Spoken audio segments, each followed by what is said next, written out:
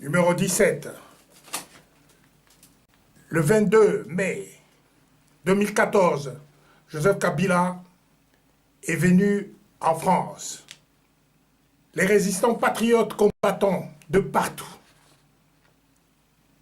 étaient présents, en dépit de ce que Mende a annoncé à Kinshasa en disant que les combattants, les résistants patriotes combattants ne suivent plus. Ils sont tous là. Ils étaient tout autour de l'Élysée.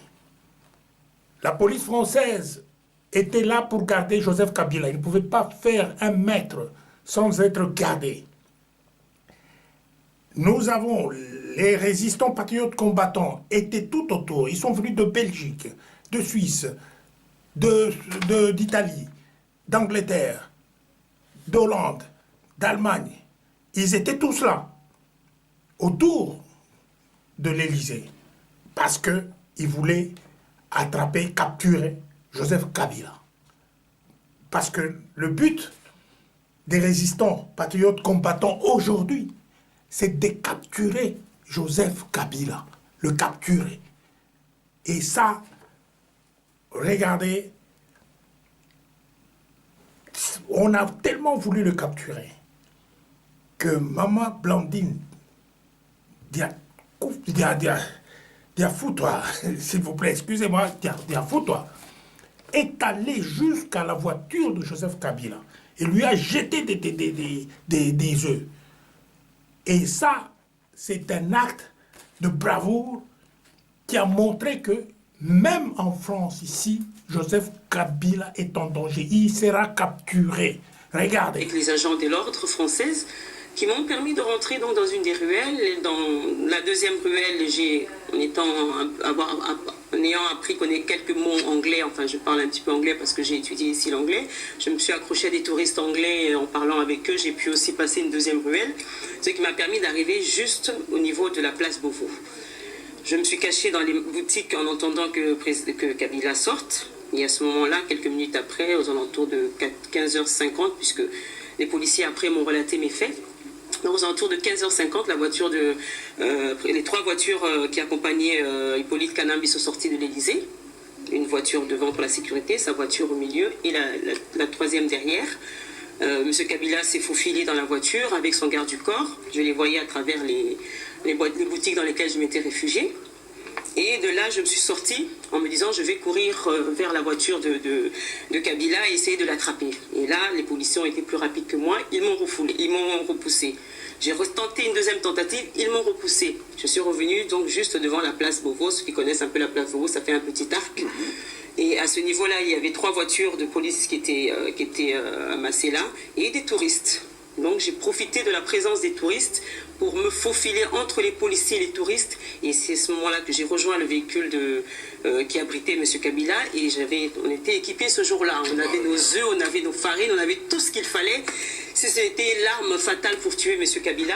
Donc on avait tout ce qu'il faut pour l'atteindre. Donc j'avais mes œufs dans mes poches qui étaient déjà préparés. J'ai donc sorti mes œufs et j'ai balancé donc sur le véhicule de M. Kabila en criant les propos que vous connaissez. Kabila dégage, assassin, criminel, on ne veut pas de toi. Et à ce moment-là, la police française m'a attrapé, on m'a emmené, je ne sais pas à quel niveau, et on m'a redescendu aussitôt après. La semaine dernière, nous avons présenté un agent de sécurité qui se faisait passer pour un journaliste, qu'on a présenté comme un journaliste. Il n'était pas un journaliste, c'est un agent de sécurité qui a voulu infiltrer les résistants. Il était venu dans la délégation de Joseph Kabila.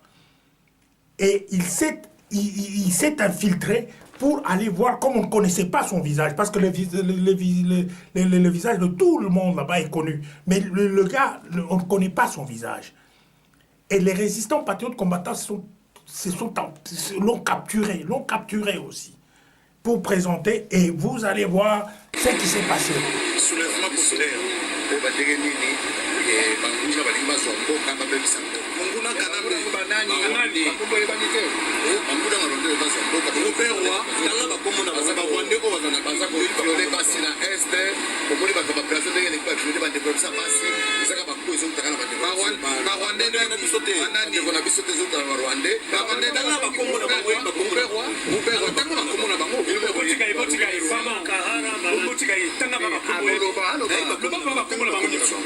Tanga Baruberwa Bisimakara Ba Sengimana chef of police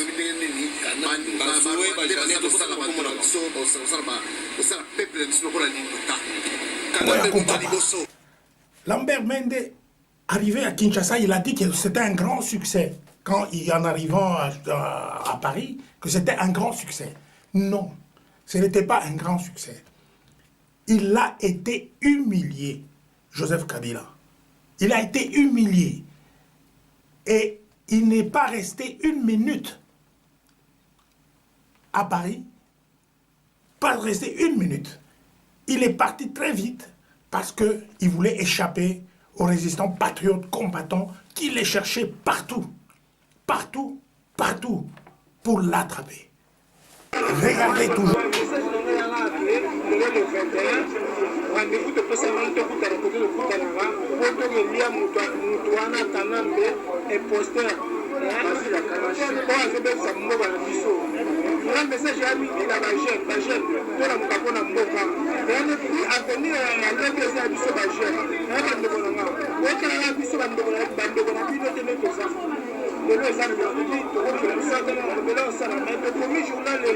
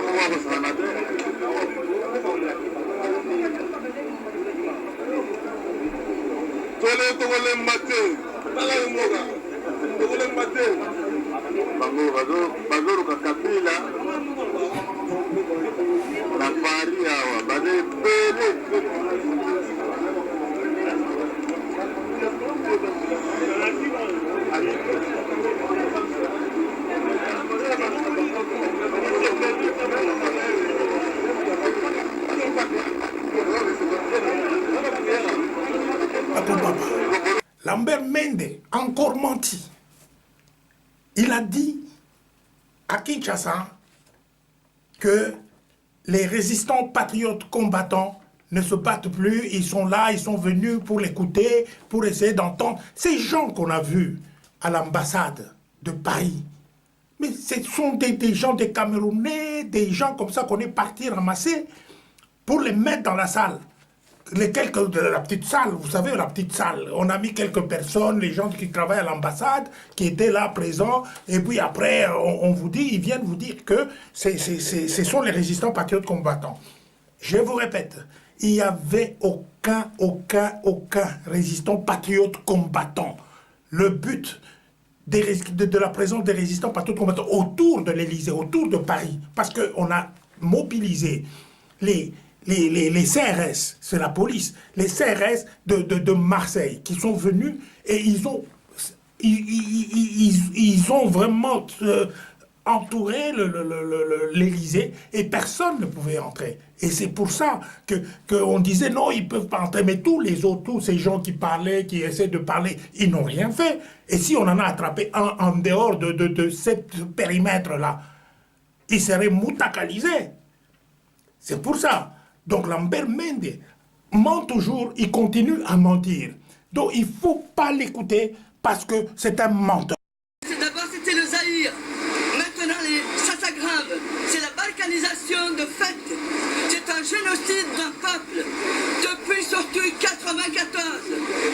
Ce n'est pas le génocide du Rwanda, c'est le génocide du Congo avant tout. C'est 12 millions de personnes qui ont été assassinées, plus de 3 millions de femmes qui ont été torturées, violées, ce sont des proies de guerre. Réagissez, c'est un peuple que l'assassine. Il ne faut pas regarder la Seconde Guerre mondiale. Il ne faut pas regarder le génocide des Juifs. C'est le génocide du peuple noir en Afrique qu'il faut regarder aujourd'hui. Assez parlé de la Shoah. Parlons de ce qui arrive aujourd'hui. Pas du peuple juif, du peuple africain dans plusieurs États. Réagissez. Je crois qu'on ne croyait pas qu'on allait avoir ces grands succès qu'on a connus aujourd'hui. Si je me suis déplacé pour venir ici à Paris, en fait, on a réussi notre coup. On a humilié Kabila. Je crois que ce qu'on a fait aujourd'hui, les Congolais de Kinshasa, d'ailleurs, je vais vous dire une chose là.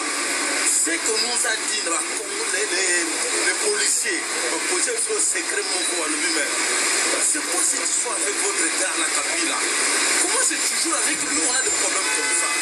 Au moins déjà que les policiers, nous sait que vous êtes en train de vivre là-bas. Et qu'est-ce qu'ils font vos amis là-bas au Congo? Pourquoi ne bougent pas sur place là-bas au Congo? Donc déjà que même les Français, on va comprendre que ça nous demande à nous-mêmes les Congolais de se mettre debout et de revendiquer nos droits. Vous avez vous-même vu. Vous avez vous-même vu ce rassemblement des résistants patriotes combattants. Ils étaient partout, devant l'ambassade, ailleurs, partout, ils étaient partout. Ils étaient positionnés dans tous les coins autour de l'Élysée. Ils étaient partout. Leur but, c'était d'attraper Joseph Kabila. Essayer de l'attraper, de le saisir, de le capturer. Et ça ne va pas tarder, cette affaire de capturer Joseph Kabila. Il sera capturé bientôt. Ceux qui croient que ce n'est pas un jeu, c'est plus un jeu. Tous ceux qui veulent... Le gars qui est venu là, qui a été attrapé, il a dit, vous venez de l'entendre. Maintenant, ça va venir à l'attraper, attraper Joseph Kabila. Avec les mains. Vous les militaires, vous les soldats, les policiers, cette mission est à vous.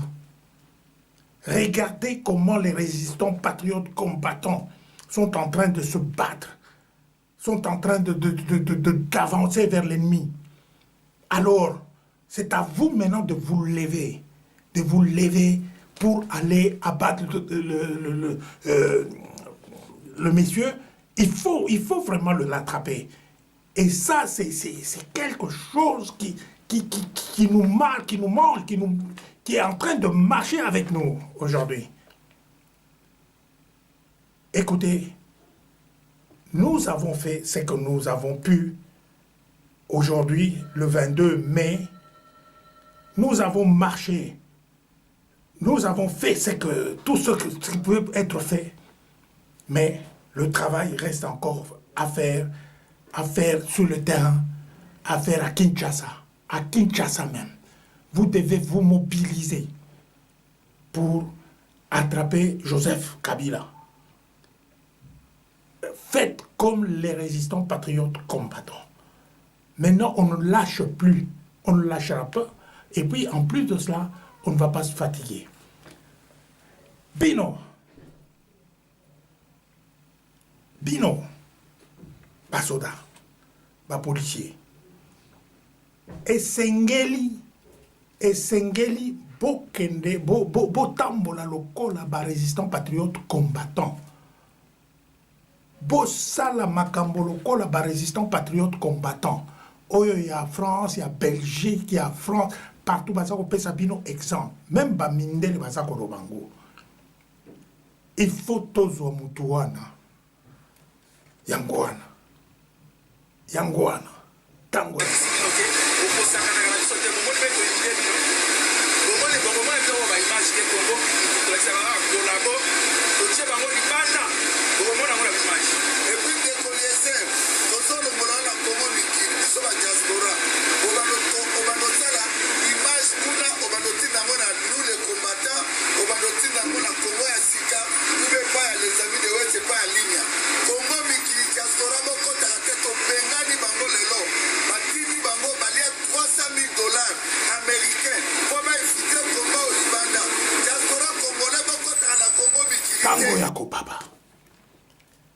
Tango yako papa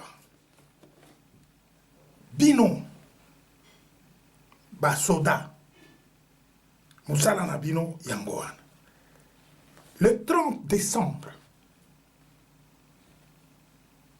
2013 ba crime esalamaki na Lubumbashi na Kinshasa un peu partout.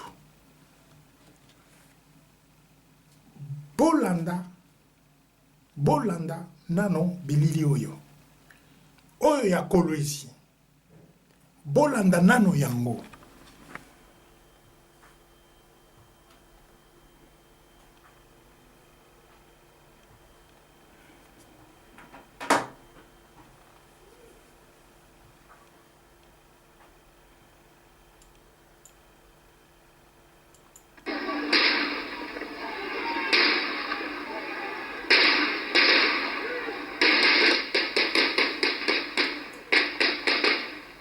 L'après-midi de ce lundi 30 décembre a été perturbé par des coups de balle au quartier Mutoshi de la commune Manika. À la base, l'altercation entre les adeptes du prophète Paul Mukunkubila et les forces loyalistes de sécurité de la RD Congo. Lors d'une perquisition au domicile du docteur Ferrouzi, représentant du prophète Mukunkubila, les adeptes de ces sectes se sont pris aux militaires. Après en avoir blessé quelques-uns, ils se sont attaqués ensuite à leurs camions qui sont saccagés. L'incident a eu lieu sur l'avenue Kamina au numéro 735. Les forces de l'ordre se sont organisées et ont maîtrisé les fidèles du prophète.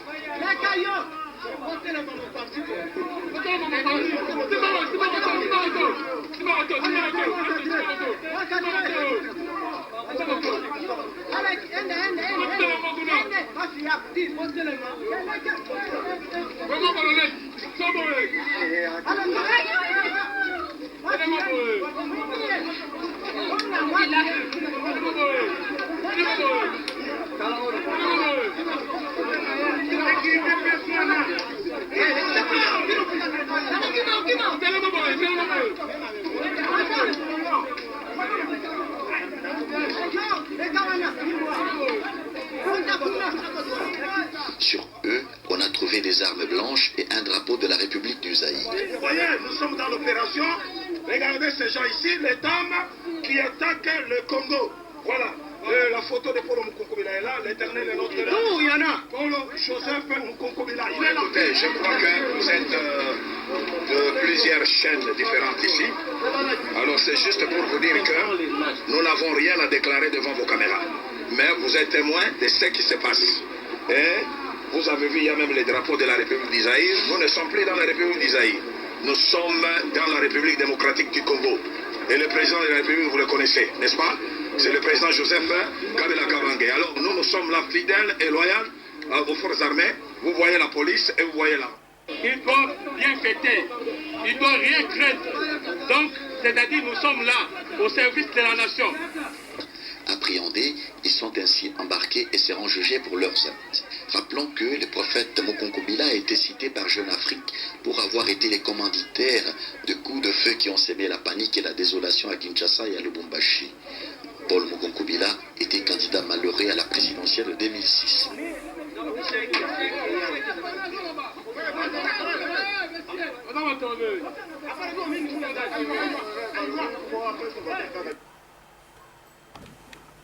Bana wana tala bana mike poste il y a Joseph Kabila, pas milicien naïwan, soi-disant garde républicaine, soi-disant garde républicaine, il y a le Kouta. Parce que baza ba milicien naïe. Baza ko kende. Et loko wana et salamaki déjà tant que basali ndenge wana ezal et loko et salami na Lubumbashi. Babomi batu, babomi. Bake ko kende la Kolwezi na place ta botala kaka exemple na Kolwezi na église oyo ya pasteur wana oyo mususu aza représentant ya Mukongobile ake kuna bazu bana mike tala bana mike boye ba jeune wana basali nini oke koloba o et puis en plus de ça oza komipeta na tolo olobi o bango tala bato balingi babebisa mboka tala bato mais c'est quoi ça c'est quoi biloko wana boke kuna bobomi bango bana wana lelo baza wapi tomi tuna lelo bana wana oyo nyonso boloko taki wana boke na bango wapi bolobi otoza na police vous prenez quelques individus vous dites que vous avez la police boye wana et monani eza manipulation biloko nyonso wana balobi o bakende kata camion mais ils étaient fâchés on vous dit bien qu'ils étaient fâchés pour l'affaire qui s'est passée à Lubumbashi et bazalaki vraiment basiliki mais ceux qui basalaki yango et loko yo bokosala nini vous prenez les armes vous commencez à tirer dessus vous n'avez jugé personne Bana wana te place les lots bazate. Regardez sur quoi on s'affaire sur des innocents. Sur des innocents.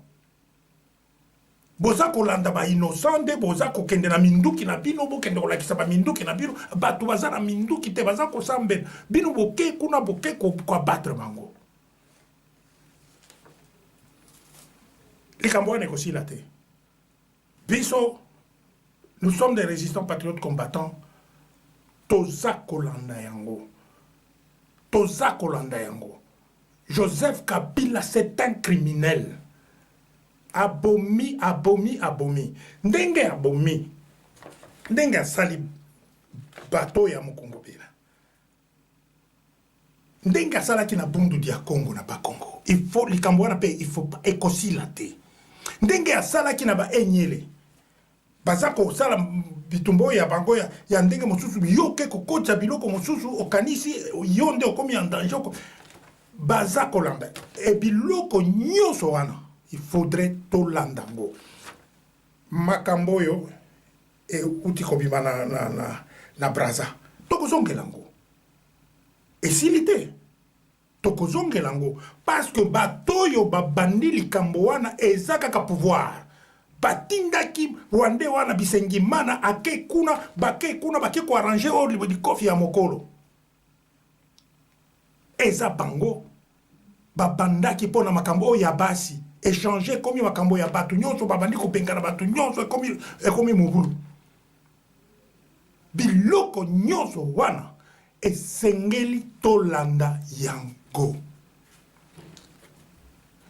tokomi na makambo ndenge eza kokende na mboka batu baza koyeba toza koyeba place toza kokende te batu makambo eza kokende toza koyeba esika makambo biloko eza kokende te botala nano likambo yo pona kotala makambo yo ya Mukongobila toyoka nano. Je crois que vous voulez dire j'ai toujours pu intervenir s'il y a des problèmes dans le pays et de manière pacifique. C'est la raison pour laquelle ce qui était arrivé au fait de ce quoi, c'est suite à la publication de mes 2 lettres que j'avais écrites. Mes 2 lettres ouvertes. La première lettre date du 5 décembre 2013. Et vous voyez que ça coïncidait avec la mort du président Mandela, le 5 décembre. Et la deuxième, je l'ai écrite, je l'ai publiée le 28 décembre du même mois. Et mis à part ça, moi je pense que si on peut faire des allégations à autre chose, non. J'ai pu publier ces lettres. C'est comme me le recommande d'ailleurs l'article 64 de notre Constitution, que si la communauté internationale de pouvoir dénoncer la traque dont font l'objet tous les disciples de Mukungubila et ses partisans. Et demander aussi au régime de Kinshasa de mettre fin, s'impliquer aussi activement pour que la RDC recouvre sa paix. Au gouvernement congolais, la libération de tous les disciples de Mukungubila, hommes, femmes et enfants, arrêtés arbitrairement et emprisonnés jusqu'à ce jour. Aux victimes du 30 décembre 2013, permettez, chère assistance, je présente mes condoléances les plus attristées à toutes les familles éplorées. Puisse l'Éternel, mon Dieu, vous accorder sa consolation dans cette tragédie et vous apporter son réconfort. Mes condoléances s'adressent également à tous mes compatriotes éprouvés dans les événements récents dits de Brazzaville. Je n'oublie pas non plus tous les Congolais qui ont péri ces derniers jours suite à des catastrophes autant surprenantes qu'inexpliquées. Bien sûr, ce sont les événements qu'ils ont connus chez nous, en dehors de ce dont je vous parlais tout à l'heure, et il y a eu beaucoup de morts. Donc, il y a eu des trains qui sont tombés, et il y a eu au moins de... Donc, c'est différents moyens. Yazomi na motoba. Yango wana, botala bino moko. Mukungubila apesi ordre na bato na ye ke bakende ko bunda ou bien ko sala boy. Ya aza mutu oyo aza aza mutu ya kimia. Aza mutu oyo alobi yango wana. Bato yo baza kolanda ye. Bato yo baza kolanda makambo na ye, bamoni que solo Joseph Kabila nde azana minduki wana. Minduki wana bagarde na ye. Makambo nyonso sikoyo. E komi kaka bagarde na ye bake ko beta masasi. Soki basali boye bake ko beta masasi. Soki basali sikoyo bakamati police, bakamati Rwandais wana batina police. Na police wana sikoyo azakolanda bagarde présidentielle ou soi-disant présidentielle, bagarde wana bango pe bazako kende na kati ya police wana pona ko kende ko attaquer bato. Pona kende ko boma bato. Est-ce que to kondima biloko wana? Est-ce que toko banda kondima kaka biloko wana? Te, toko bindima te. Nakanisi, Joseph Kabila, esengeli tokanga ye. Esengeli, il faut le capturer. Nous allons le capturer. Batouana nyon surtout. Jour oyo makambo eko ya ye toko capturer ye. Na bino basoda, o basoda mususu. Na lobi ba milicien wana te. Oya garde soki président, soki banani wana. Baza kende ko bomba batu pamba. Oyo baza na garde républicaine wana. O baza contre biloko wana. Bazali.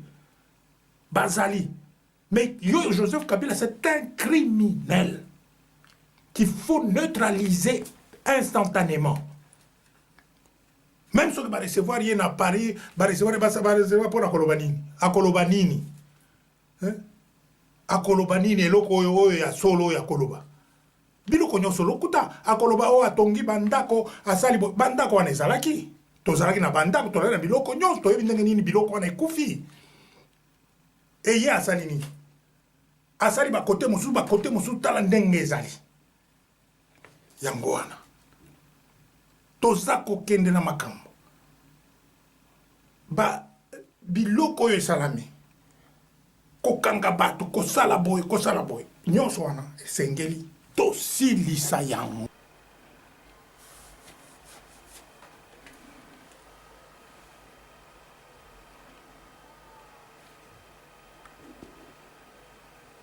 tango ya kopapa bandeko tokoti na makambo oyo eleki na Congo Brazzaville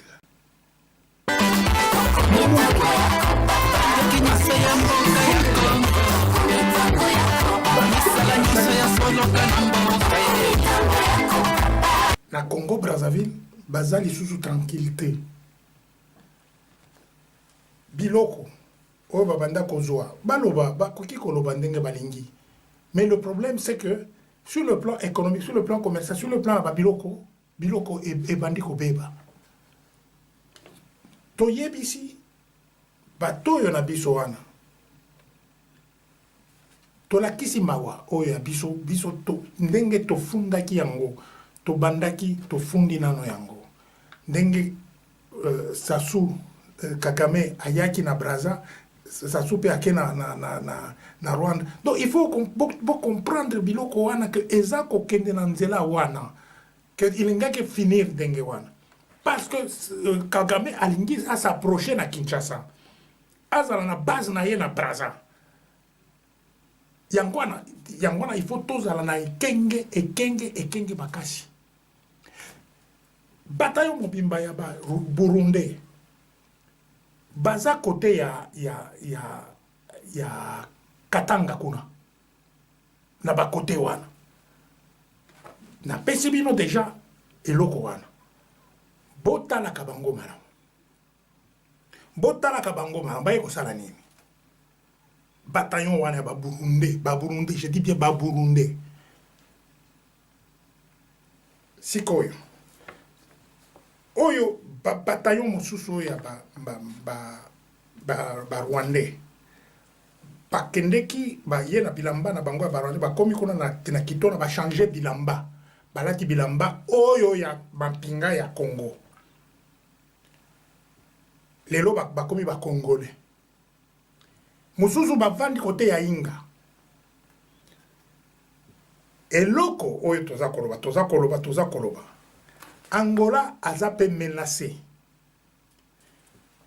bien qu'Angola même ceux qui va attaquer bito balobi boto chasser congolais tout comme ça mais yeba que balingi lisusu attaquer attaquer Angola pour na ko distraire bango mais total malamu biloko wana total bien parce que lelo bitumba wana boyeba une chose que ekozonga esika eutaki bitumba wana ekozonga esika eutaki yango wana toza kosenga bino mampinga na bino na bapolisi oyo ya Congo penza bozala na biso pokota na résistance bozala na biso boya tobengi bino boya minduki yo boza nango wana boyeba ke eza ya biso article 63-64 otolobaka mikolo nyonso epesi biso pouvoir nyonso légitimité nyonso ya koloba ya kobengana moyibi wana epesi biso légitimité nyonso biso toza kobunda pona mboka toza kobunda pona mboka pona ekolo toza kobunda pona moto mosusu te minduki wana o baza kobomela ba congolais eza minduki na biso donc yango wana tolobi boye biso ba résistant patriote combattant tolobi que tango toza ko tambo tango toza koloba makambo toza koloba makambo mpo nyonso ekende bien situation nyonso tokende nango torecommencer biloko nyonso tokocréer crise majeure laloba ngo lisusu nous voulons créer la crise majeure. Cette crise majeure ekopesa biso légitimité, même pouvoir, il y a qu'au recommencer biloko nyonso tout. On ne peut rien faire, ce ne sont pas ces élections-là qui vont vous amener quelque part pour un bien, pour quelque chose comme ça. Ce ne sont pas ces élections-là qui vont vous éclaircir votre vie. Ce ne sont pas ces élections qui sont la panacée pour arranger tous les problèmes du Congo. On ne peut pas arranger le problème du Congo dans cette situation-là. Qu'on le veuille ou non, c'est pas vrai. Mundelo ya kwa ebisa bina lobi bo sala ka ba élection ici il est à cause bino. Azamu tu alokuta.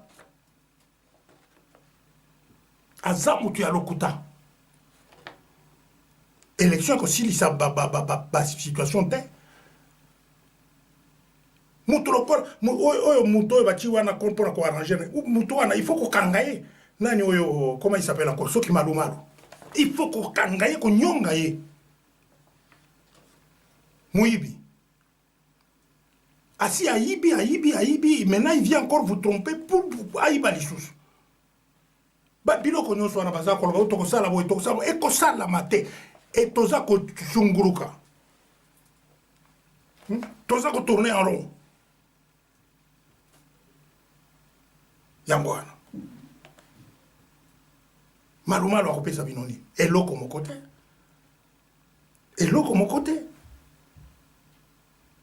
Yangwana tolobi. Tokomi na tango yako papa. Yangwana. Tango yako papa. Bandeko. Makambo oyo topanda koloba. Tango yako papa. Yazomi na motoba.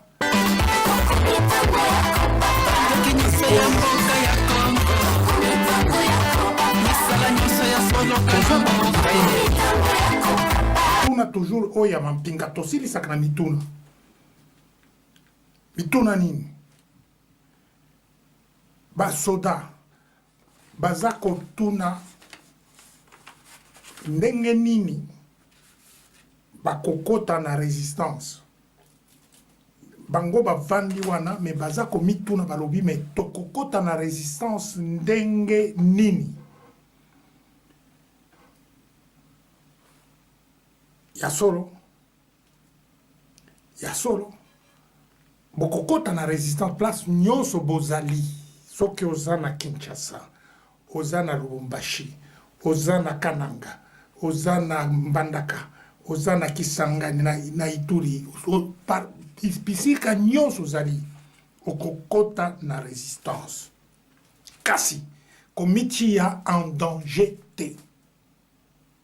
Parce que mutu oyo aza na kati ya oyo aza na bokondi na makasi wana oyo aza kosala bokondi na ye illégalement, illégitimement et avec défi pour défier le peuple congolais. Ye wana aza très dangereux.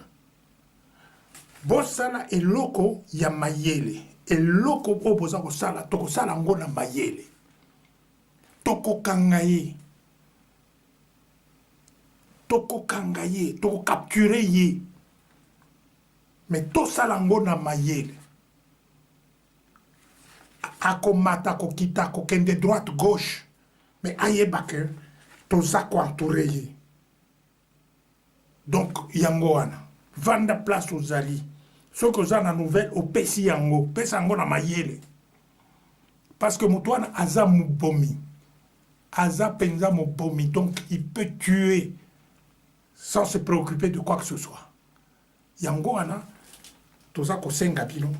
So ko ringi o kota na kati ya résistance. Kota landa vandanye. Kende pa moninga oyo yem kaza na kati ya résistance. Mais partout oyo bazali soki na garde soki républicaine soki nini wana baza ba milicien parce que bango nde baza ko utiliser bango pona kende ko boma patu mosusu oyo policier wana oyo bisengimana soki bisengimana wana batie na police wana pona nini dossier oyo ya Braza wana oyo ya Braza eza kutambola na Braza oyo muto oyo Rwanda mususu wana yende aza na dossier wana yende aza kutambola na dossier wana baza kutambola na dossier oyo ya makambo eza koleka na Braza Rubero ye wana aza kutambola na dossier wana Bizima Karamoeto Bizimana Karamoeto wana nde kombo na ya solo Bizimana Karamoeto yende aza na kati ya sécurité mais ndenge nini tokomiti kabuyi boza komona bato ya ndenge wana bino boza na kati ya toyebi makambo nyonso tu pe toza kolanda ngo o ba résistant patriote combattant baza na kati ya terrain baza ko sala misala wana baza ko sala pona ko kanga Joseph Kabila to silisa makambo na ye to bandela yango wana Kongo ekoki kotambola pamba boyete ba élection wana eza te tolingi yango te toski kosala élection te tant que nano tosali crise majeure te tant que nano totali makambo tokosala te on ne peut pas le faire avec un type comme ça soi-disant à la tête du pays non pas question tosali boma te pas question na tango ya kopapa tobandi kosilisa émission yo pona komonana semaine prochaine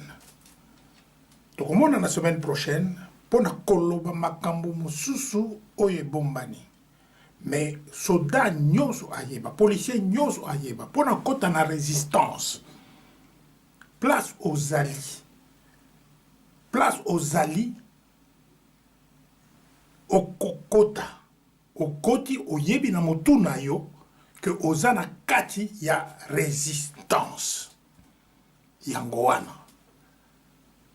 kobanga eloko moko te mais bitumba oyo toza nango eza kaka bitumba na kati ya lingomba na biso ya Congo démocratique te lingomba eza baza kobundisa biso na bato ebele esengeli tozala esika moko pona kolona bitumba wana tozala ensemble tozala esika moko yango wana tokolona yango balinga te mboka wana eza mboka na biso tokolona yango tango akopapa yango